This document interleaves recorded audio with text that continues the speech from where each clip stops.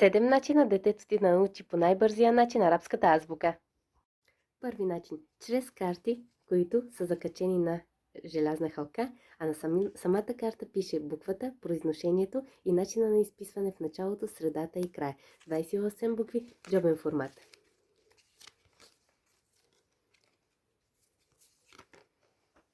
Втори начин.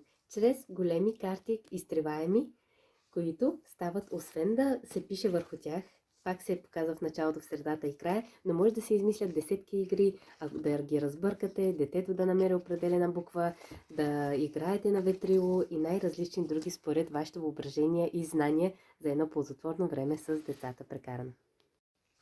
Трети начин. Чрез магическата тетрадка, която пишем, изтриваме за секунди и става една красива магия, което е най-интересното за детския свят. А ето какво представлява самата магическа тетрадка. Тя е с релеф и детето само следва линийката да запълни самата буквичка. Изтриването става с нормална суха салфетка, дори и с ръка да изтрие, не остава никакви петна. Край на всякакви дръскотини по тапицериите на мебелите. Четвърти начин. Цветно изписани букви на арабски и тяхното произношение.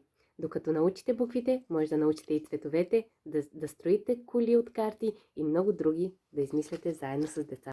Пети начин. Изтриваема еливка.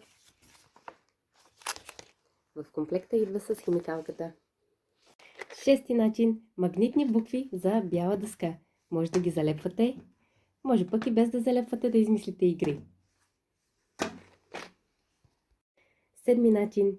Единични карти, изписана на арабски, произношението, как се пише в началото, в средата и в края, но не са в халка, а са по-отделно. Това дава свободата да измислите много разнообразни игри, като криеница с карти и много други, според вашите възможности с вашето дете.